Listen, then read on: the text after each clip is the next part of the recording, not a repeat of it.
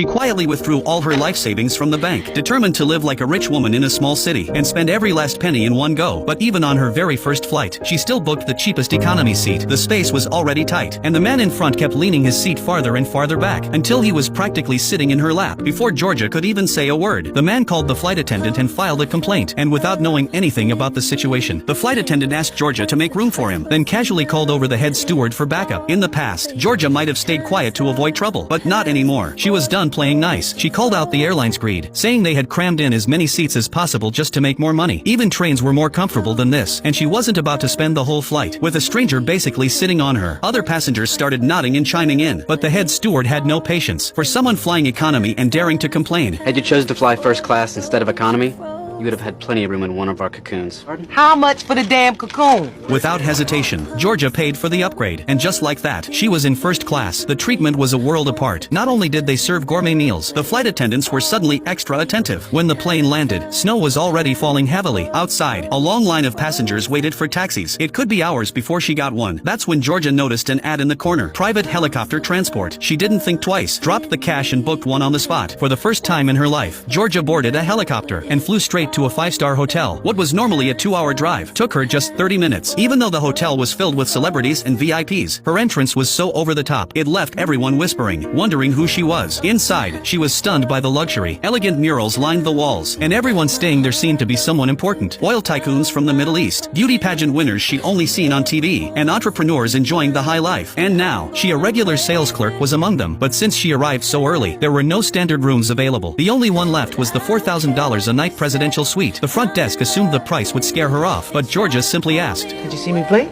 Hearing she was taking the suite, the hotel manager rushed out to greet her. Georgia, wanting to tip like a real rich person, had no idea how much was appropriate, so she just stuffed all the bills in her hand into the bellhop's pocket. The poor guy broke into a cold sweat, refusing to take more than a single note. Looking out from her room, the snow-capped mountains behind the hotel took her breath away. What world was I living in? Georgia looked like a woman of wealth, but the truth would shock you. She was just a regular department store saleswoman. She worked hard, brought in solid numbers for the company, but her salary hadn't changed in 20 years. She got the same paycheck every month, used coupons to buy discounted groceries. Also, she could save for the dreams she had written in her notebook. If she had one joy in life, it was cooking. She loved food. Every night after work, she'd recreate dishes from cooking shows, exactly as shown, but she never ate them. She gave them to the neighbors' kids to try, while she ate bland salads to lose weight. Then one day during a checkup, the doctor gave her devastating news.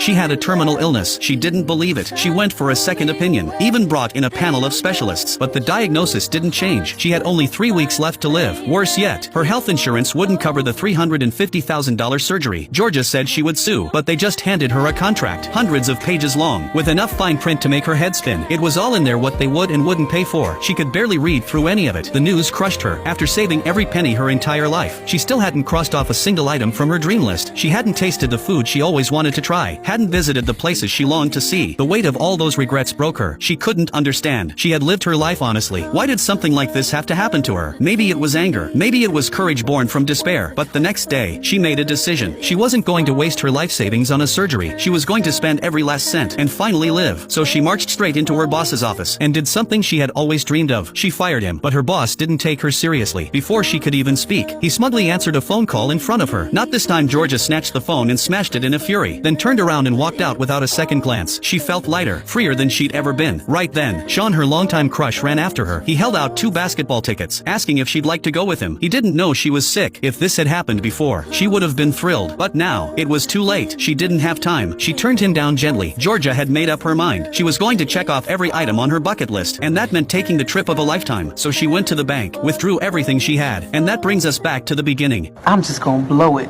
When she reached her destination, she walked into a luxury boutique, tried on every beautiful outfit she liked, and bought them all. She returned to the hotel and indulged in every luxury spa treatment available. When she got hungry, she went to the hotel's restaurant and ordered every single one of their signature dishes. No substitutions, no requests. She asked that the executive chef prepare them personally. The moment the chef saw the order, he lit up. She had picked all his favorite recipes, the ones few people ordered because of how rich and heavy they were. For the first time, someone respected his work, so he decided to cook the entire meal himself. Soon, her table table was filled with a feast. He even came out to serve it in person. They hit it off immediately, talking and laughing like old friends. At the next table, several people were watching closely. They were shocked. One of them was the chairman of George's old company. He couldn't believe his eyes. A star chef, personally serving a guest? That never happened. Not even for someone like him. The senator at the table was convinced Georgia had to be some kind of royalty in disguise. After dinner, he introduced himself, hoping to build a connection. The chairman saw it all. He was furious. He felt like Georgia had stolen his spotlight, so he had someone look into her. But what they uncovered was a secret so shocking, it could change Georgia's life forever. Want to know what happens next? Follow me, I'll be sharing the rest of her story soon.